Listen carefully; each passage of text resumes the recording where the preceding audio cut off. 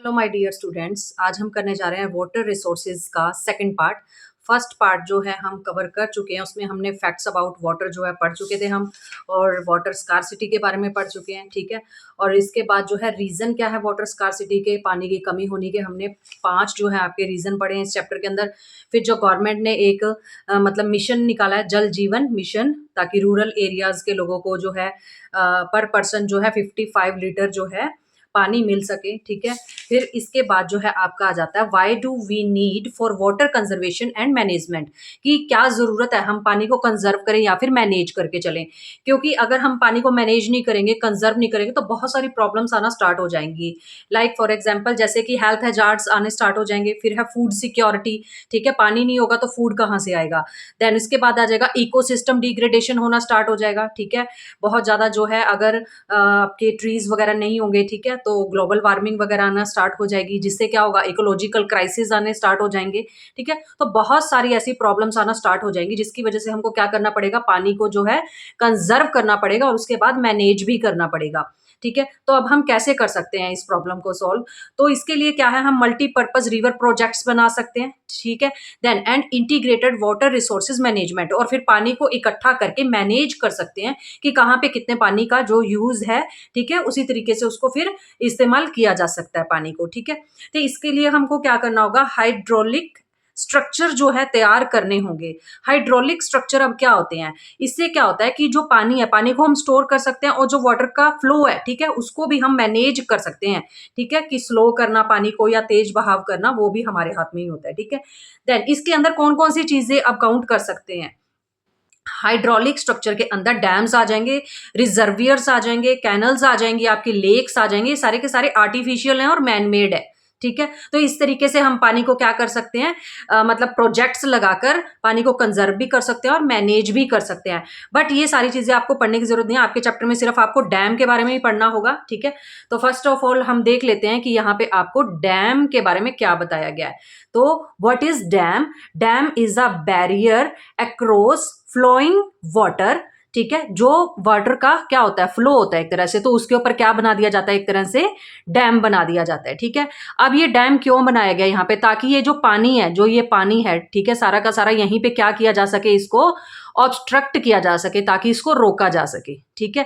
Then इसके बाद क्या है, फिर आ गया वर्ड डायरेक्शन। फिर यहाँ पे हम पानी को रोक के यहाँ से आगे क्या है, इसमें से छोटी छोटी कैनल्स निकाल सकते हैं, ठीक है।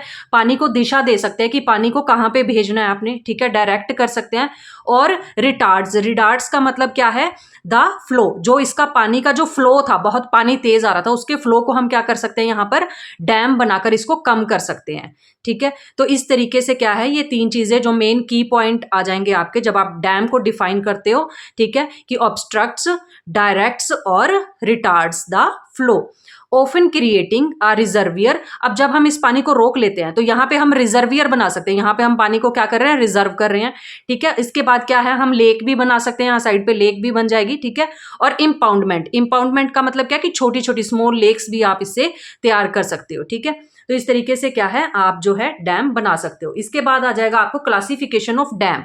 अब डैम की क्लासिफिकेशन के अंदर आपको 2 टाइप के जो है डैम्स यहाँ पे बताए गए हैं। फर्स्ट वन है आपका on the basis of material, material के बेस पे भी आप डैम को डिफाइन कर सकते हो, हाइट के बेस पे भी आप डैम को डिफाइन कर सकते हो, ठीक है। याद रखो, पहला है मटेरियल के बेस पे, दूसरा है आपका हाइट के बेस पे। अब मटेरियल के बेस पे देखो, सबसे पहले ना टिम्बर डैम चला करते थे, ठीक है। टिम्बर डैम्स कौन से होते थे, सिर्फ वुड के बने होते थे, जस्ट एक क्या है, मतलब लकड़ के सहारे या लकड़ी के सहारे एक पुल बना दिया जाता था, उसको हम बोलते हैं टिम्बर डैम।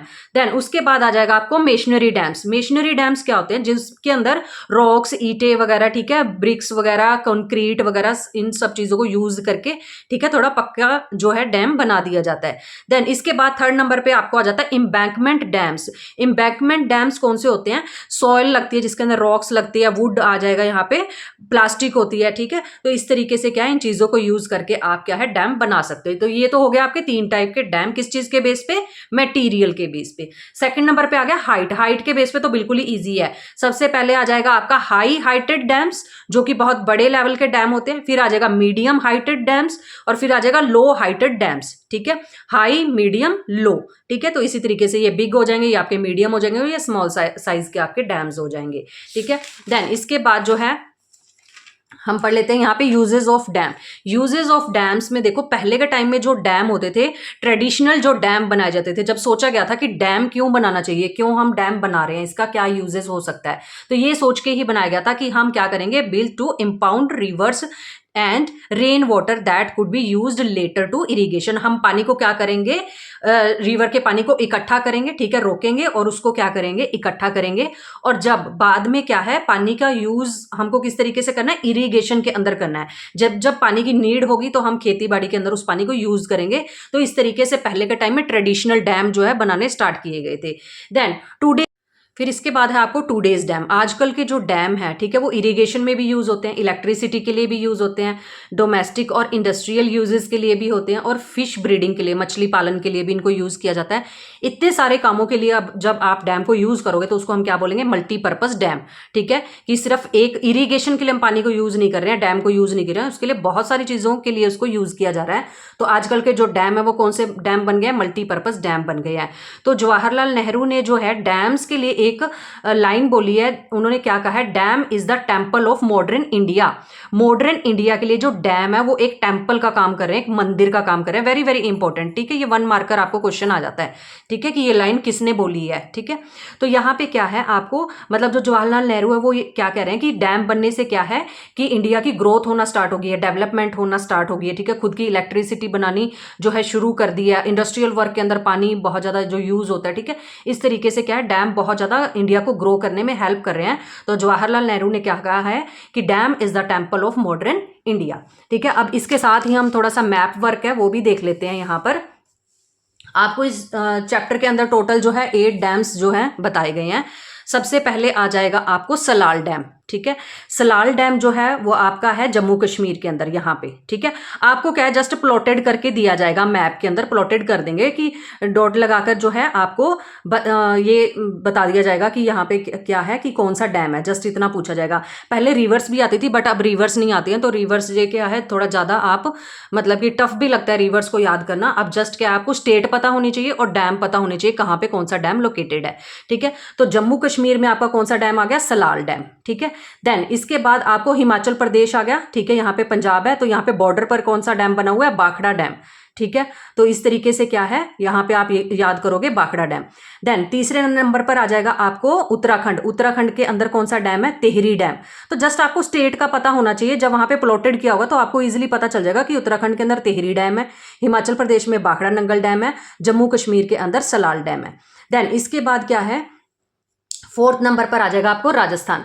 राजस्थान के अंदर कौन सा डैम है, राणा प्रताप। ठीक है, राणा प्रताप सागर डैम। ठीक है, यहां पर राजस्थान के अंदर है, राणा नाम जो है राजस्थान में चलता है। देन इसके बाद है जो गुजरात। गुजरात के अंदर आ जाएगा सरदार सरोवर। अब सरदार वल्लभ भाई पटेल कहाँ से हैं, गुजरात से हैं, तो बहुत बड़ा जो उनका स्टैच्यू है वो भी नर्मदा रिवर के किनारे पर बनाया गया है। ठीक है, गुजरात के अंदर लोकेटेड है, तो इसलिए क्या है, जो गुजरात है, गुजरात के अंदर कौन सा है, सरदार सरोवर डैम। ठीक है, देन इसके बाद हम 6th नंबर पर यहां से देखते हैं कि ये है आपका उड़ीसा। ठीक है, उड़ीसा के अंदर जो है देखो, यहां पर क्या हीरा भी मिलता है, तो आप ऐसे याद कर सकते हो, उड़ीसा के अंदर कौन सा डैम है, हीराकुंड डैम। ठीक है, हीराकुंड डैम महानदी के ऊपर ये बना हुआ है। देन इसके बाद आ जाता है आपको आंध्र प्रदेश। आंध्र प्रदेश जो है यहाँ पे इधर तेलंगाना है। ठीक है, तो यहाँ पे क्या है, बॉर्डर के ऊपर ही नागार्जुन सागर डैम बना हुआ है। आंध्र प्रदेश में क्या बना हुआ है, नागार्जुन सागर डैम। ठीक है, यहाँ पे तेलंगाना है, ये आंध्र प्रदेश है, ये लंबा सा जो आपको दिखाई दे रहा है ये आंध्र प्रदेश है, यहाँ पे नागार्जुन सागर डैम आ गया आपका। देन फिर आ जाता है कर्नाटका में। कर्नाटका में आपको आ जाता है तुंगभद्रा डैम। तुंगभद्रा डैम जो है आपका आ जाएगा आपको कर्नाटका के अंदर। ठीक है, तो इस तरीके से आपके 8 जो है डैम्स है।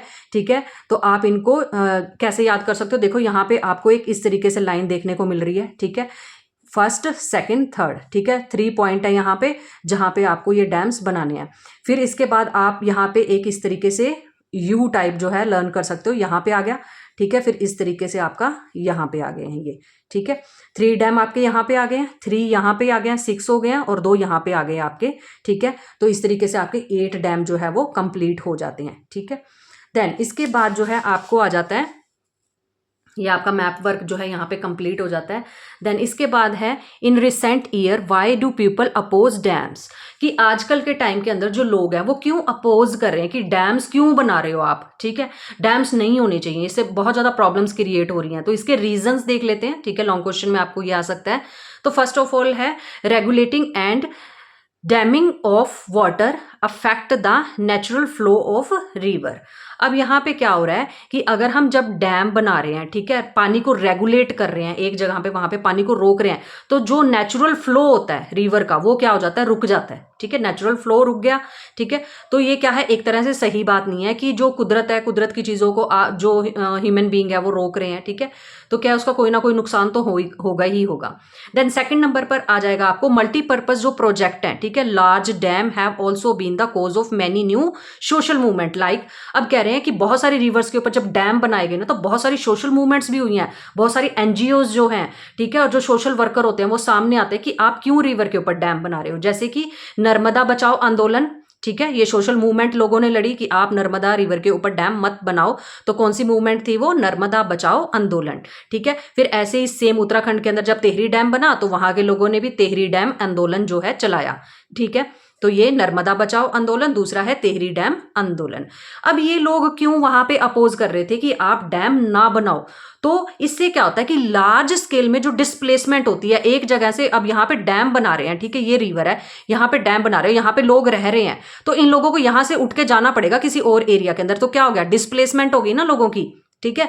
तो इस तरीके से क्या लोग नहीं चाहते कि उनको अपनी जगह छोड़कर जाना पड़े, जिससे क्या होता है कि लोगों को अपनी लैंड जो है छोड़नी पड़ती है, ठीक है, और उनको वहां पर कोई बेनिफिट नहीं मिलता है, ठीक है, उनको सरकार कोई और जगह नहीं देती है रहने के लिए, और सरकार कोई भी किसी भी टाइप का मुआवजा वगैरह नहीं देती है, तो वहां के जो लोकल लोग हैं वो परेशान हो जाते हैं, इसलिए वो आंदोलन चलाते हैं, सोशल मूवमेंट करते हैं कि आप यहाँ पे जो है डैम्स ना बनाओ, ठीक है, तो इसलिए भी अपोज किया जाता है।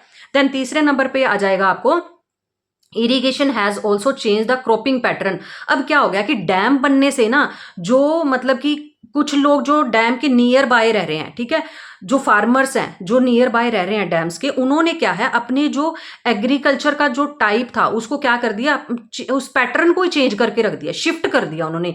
क्यों, क्योंकि उनके पास जो है वाटर इंटेंसिव मात्रा में बहुत ज्यादा पानी उनको मिलने लगा है, ठीक है। जो दूर के किसान है उनको तो इतना पानी नहीं मिल रहा है, जो नियर बाय के किसान है उनको बहुत ज्यादा पानी मिल रहा है, तो जो पहले के टाइप की वो क्रॉपिंग पैटर्न को यूज कर रहे थे उसको तो उन्होंने लीव कर दिया, छोड़ दिया है, ठीक है। बट अब उन्होंने न्यू तरीके से खेती बाड़ी करनी स्टार्ट कर दिया, जिसमें पानी की अमाउंट बहुत ही ज्यादा लगती है, ठीक है, और कॉमर्शियल क्रॉप, और उससे पैसा भी बहुत ज्यादा आता है, तो किसानों का भी ग्रीड जो क्या है बढ़ता जा रहा है, तो वो ऐसी फसलें उगाते हैं जिसमें पानी का ज्यादा यूज होता है, तो इसलिए भी क्या है डैम का अपोज किया जा रहा है। तो इससे क्या है जो गरीब किसान है या जो दूर के एरिया में किसान रहते हैं वो अपोज करते हैं कि ऐसा नहीं होना चाहिए, ठीक है।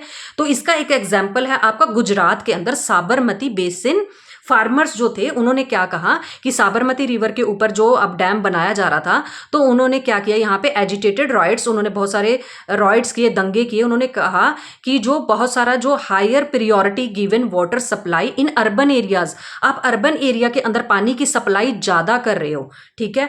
तो इसमें क्या है कि जो मतलब दूर दराज के जो इलाके थे वहां पे पानी नहीं पहुंच रहा था, ठीक है, तो इस तरीके से क्या वहां पे बहुत ज्यादा प्रॉब्लम आ रही थी, तो साबरमती बेसिन फार्मर ने जो क्या है अपोज किया था डैम्स का, ठीक है, क्योंकि जो नियर बाय किसान रहते थे उन्होंने अपना जो है पैटर्न को चेंज कर लिया था खेती बाड़ी के, और जो दूर के किसान थे उन्होंने फिर ये अपोज किया था, ठीक है। देन इसके बाद आ जाता है इंटर स्टेट वाटर डिस्प्यूट। अब देखो ये भी एक बहुत बड़ा पंगा है कि जब वो बनते हैं ना बॉर्डर के ऊपर ही डैम बना देते हैं, तो दो स्टेट के बीच में लड़ाई शुरू हो जाती है, कन्फ्लिक्ट स्टार्ट हो जाता है, ठीक है। देखो यहाँ पे क्या बताया गया है कि inter state water dispute are also becoming common with regard to sharing the cost and benefit of the multipurpose project. अब ये कह देते हैं कि मल्टीपर्पज प्रोजेक्ट बनाने जा रहे हैं, इससे स्टेट को ये फायदा होगा, ये फायदा होगा, ठीक है। तो अब क्या किया गया, देखो यहाँ पे जो है महाराष्ट्र के अंदर जो क्या है एक डैम बनाया गया, ठीक है।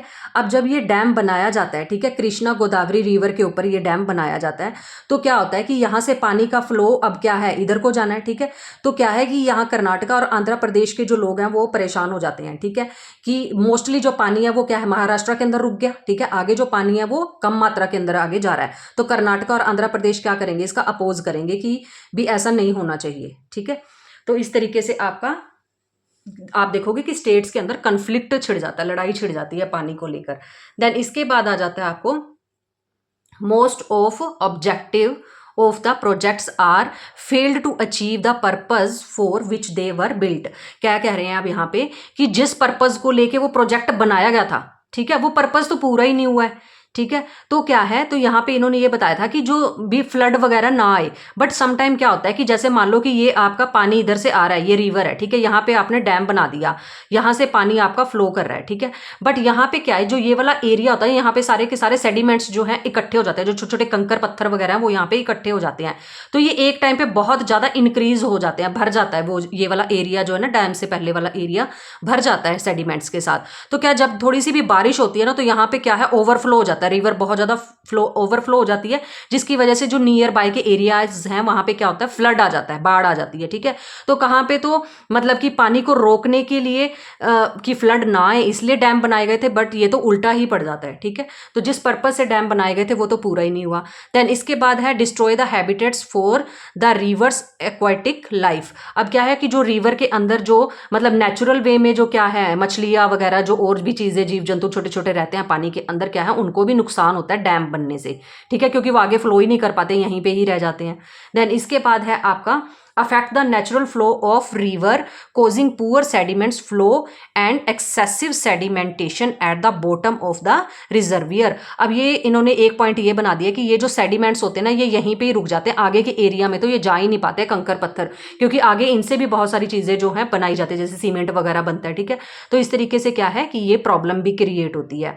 तो अब ये सारी चीजें जब हो रही हैं तो डैम बनाने ज्यादा जरूरी नहीं है। तो इन्होंने कहा है कि डैम बनाने की जगह अगर आप रेन वाटर हार्वेस्टिंग करो, कि ये सिंपल सा तरीका है, इससे कोई ज्यादा किसी को नुकसान नहीं होगा, तो रेन वाटर हार्वेस्टिंग करनी चाहिए हमको। ठीक है, तो rain water harvesting is the collection and storage of rain water. इसमें हम क्या करते हैं, पानी को कलेक्ट करते हैं, बारिश वाले पानी को कलेक्ट किया जाता है। ठीक है, तो इसके लिए बहुत सारे आपको मेथड्स बताए गए हैं कि methods of rain water harvesting, किस तरीके से हम जो है पानी को बचा के रख सकते हैं, जो रेन वाटर होता है उसके लिए काफी सारे आपको ये जो है पॉइंट बताए गए हैं। 5 पॉइंट है ये। चलो ज़्यादा टाइम नहीं लगाएंगे, फटाफट से कंप्लीट करते हैं 5 पॉइंट आपके। यहाँ पे आपको क्या बताया गया है कि जो वेस्टर्न हिमालयाज, मतलब कि जो हिमालयाज के रीजन है, जो पहाड़ी एरिया है, हिली एरियाज है, वहाँ पे बारिश के पानी को गुल्स और कुल्स के अंदर मतलब कलेक्ट कर लिया जाता है। ठीक है, अब ये क्या होता है, जैसे कि ये मान लो कि हिली एरिया है, ठीक है, यहाँ पे क्या है, बड़े बड़े जो है एक तरह से खड्डे लगा लो या काफ़ी जो है डीप जो है चैनल्स बना लिए जाते हैं, जिसके अंदर पानी, जो बारिश का पानी है पहाड़ों से आकर इकट्ठा हो जाता है। ठीक है, बाद में इसको एग्रीकल्चर के लिए इस पानी को जो है यूज किया जाता है। ठीक है, तो एक तो इस तरीके से हम पानी को क्या कर सकते हैं, रिजर्व कर सकते हैं। फिर दूसरे नंबर पे आ जाएगा आपको रूफ टॉप रेन वाटर, जो बारिश का पानी होता है। ठीक है, उसको भी क्या है, राजस्थान के अंदर drinking water, as a drinking water जो है उसको कलेक्ट कर लिया जाता है, बाद में उसको पीने के लिए उस पानी को यूज किया जाता है, जो बारिश का पानी होता है। ठीक है, थर्ड नंबर पर देखो, बंगाल के अंदर क्या किया जाता है कि यहाँ पे जो है inundation channels to irrigate their fields. मान लो कि कोई रिवर है, ठीक है, ये जो रिवर है जब ये ओवरफ्लो होगी, मतलब कि बारिश का टाइम हो रहा है तो बहुत ज्यादा ओवरफ्लो होगी, यहाँ पे क्या है, यहाँ से चैनल्स निकाल लिए जाते हैं। ये चैनल्स निकाल के यहाँ पर जो पानी को क्या है, रिजर्व कर लिया जाता है, यहाँ पे पानी को इकट्ठा कर लिया जाता है, उसको बोलते हैं इनअंडेशन चैनल्स। ठीक है, टू इरीगेट देयर फील्ड्स। और यहाँ पे फिर किसान क्या करते हैं, इस पानी को, जो ये इन्होंने पानी इकट्ठा किया हुआ है, इसको इरीगेशन के लिए यूज कर लेते हैं। ठीक है, मैं इसको हाईलाइट भी कर देती हूँ, यहाँ पे ये जो वर्ड है इनअंडेशन। ठीक है, इनअंडेशन चैनल्स जो है बंगाल के अंदर बना लिए जाते हैं। ठीक है, जब पानी ओवरफ्लो होता है रिवर के अंदर। फिर इसके बाद आपको बताया गया यहाँ पर देखो कि जो एरिड और सेमी एरिड रीजन होता है, ठीक है, ये आपको राजस्थान के बारे में बताया गया है। ठीक है, राजस्थान के अंदर भी क्या किया जाता है, वाटर को जो है एक तरह से स्टोर किया जाता है। तो यहाँ पे क्या है, देखो एक तरह से, देखो यहाँ पे मान लो कि ये जो है एक तरह से जगह है। ठीक है, फिर यहाँ पे क्या है, जब बारिश आ रही है, ठीक है, तो बारिश का पानी यहाँ पे क्या है, इकट्ठा कर लिया जाता है। जब बारिश का पानी यहाँ पे इकट्ठा हो जाता है तो यहाँ पे मॉइस्चर आ जाता है। ठीक है, तो फिर जब पानी ये सूखता है तो यहाँ पे क्या है, एग्रीकल्चर की जाती है। ठीक है, उसको हम यहाँ पे क्या बोलते हैं, खादीन्स इन जैसलमेर। ठीक है, और जोहर्ट्स in the other parts of the Rajasthan, Rajasthan के अदर पार्ट्स के अंदर उसको हम क्या बोलते हैं, जोहर्ट्स, और जैसलमेर के अंदर उसको खादीन्स बोला जाता है। ठीक है, जहां पे बारिश का पानी पहले इकट्ठा कर लिया, फिर वहां पे मॉइस्चर होगी जमीन, उसके बाद वहां पे एग्रीकल्चर की जाती है। ठीक है, देन इसके बाद जो है 5th पॉइंट आ जाता है आपको, जैसे कि राजस्थान के अंदर जो सेमी एरिड या एरिड रीजन है, ठीक है, बीकानेर आ गया इसमें, ठीक है, फलोदी आ गया इसमें, और तीसरा है बाड़मेर। ठीक है, यहां पर क्या किया जाता है कि घरों के अंदर जो है टैंक्स या फिर टैंकास, काफी बड़े बड़े टैंक बना दिए जाते हैं। ठीक है, और ये धरती के अंदर बनाए जाते हैं। ठीक है, स्टोरिंग ड्रिंकिंग वाटर, और यहाँ पे क्या है, पानी को स्टोर कर लिया जाता है नीचे जमीन के अंदर। और इसी के साथ क्या होता है, देखो, construct underground room एडजर्निंग with tanks, और इसी के साथ क्या है, रूम्स बना दिए जाते हैं, और वो रूम जो है बहुत ज्यादा कूल रहते हैं। ठीक है, क्योंकि नीचे के एरिया के अंदर वहां पे क्या है, पानी है, तो जिसकी वजह से वहां पे ठंडक रहती है। देन इसके बाद बताया गया जो रेन वाटर होता है ना राजस्थान में, उसको पल्लर पानी बोला जाता है। पल्लर पानी बारिश के पानी को बोला जाता है राजस्थान के अंदर। ठीक है, इसके बाद एक और छोटा सा टॉपिक है, जैसे कि गेंडाथुर। गेंडाथुर क्या है, एक विलेज का नेम है मैसूर के अंदर, कर्नाटका में। ठीक है, कर्नाटका में मैसूर के अंदर गेंडाथुर एक विलेज का नेम है। वहां पर क्या है, 200 घर ऐसे हैं जिन्होंने रूफ टॉप वाटर को क्या है, वो इकट्ठा कर लेते हैं हार्वेस्टिंग के लिए, और 1 लाख लीटर जो है वो साल के अंदर इतना पानी जोड़ लेते हैं, ताकि बाद में वो इरिगेशन के लिए और अपने डोमेस्टिक वर्क के लिए उसको यूज कर सके। ठीक है, देन इसके बाद क्या है, इन्होंने यहां पर एक इंटरेस्टिंग फैक्ट और भी बता रखा है कि तमिलनाडु एक ऐसी फर्स्ट स्टेट है जिन्होंने क्या है, रूफ टॉप वाटर को क्या है, harvesting structure compulsory to all the houses, हर एक घर के लिए जरूरी है कि आप जो क्या है, रूफ टॉप वाटर है उसको क्या है, इकट्ठा करोगे, हर एक घर के लिए जरूरी है। ठीक है, अगर वो इकट्ठा नहीं करेंगे तो उसके लिए पनिशमेंट भी है। तो इस तरीके से क्या है, तमिलनाडु फर्स्ट स्टेट बन चुकी है जो कि बारिश के पानी को क्या करती है, इकट्ठा करती है। देन इसके बाद लास्ट आपको आ जाता है बैम्बू ड्रिप इरिगेशन सिस्टम, कि जो बांस होता है, ठीक है, उससे क्या है कि उसको जोड़ जोड़ के, ठीक है, जैसे कि एक पूरा बांस है, उसको हाफ काट दिया ऊपर से, ठीक है, फिर उसमें जो क्या है, आगे उसको जोड़ दिया जाता है। इस तरीके से जोड़ जोड़ के क्या है, लंबी सी पाइप बन जाती है, जिससे क्या है, खेतों वगैरह में पानी दिया जाता है। तो ये एग्जांपल आपको दे रखा है मेघालय का। ठीक है, मेघालय के अंदर क्या है, ये 200 साल पुराना सिस्टम है, जिससे क्या है, tapping stream and spring water, जो झरने का पानी होता है, ठीक है, वो भी क्या है, उस बांस के थ्रू क्या है, खेतों तक लाया जाता है। ठीक है, और इस तरीके से वहाँ पे खेती बाड़ी की जाती है। ठीक है, बैम्बू ड्रिप इरिगेशन सिस्टम वहाँ पे चलता है, बहुत ही पुराना सिस्टम है।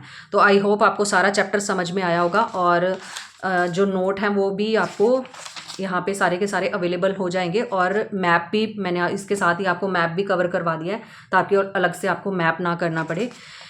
अगर आपको ये वीडियो जो हेल्पफुल हैं, ठीक है, तो प्लीज़ इसको लाइक शेयर कमेंट करके जाइए। Thank you so much for watching.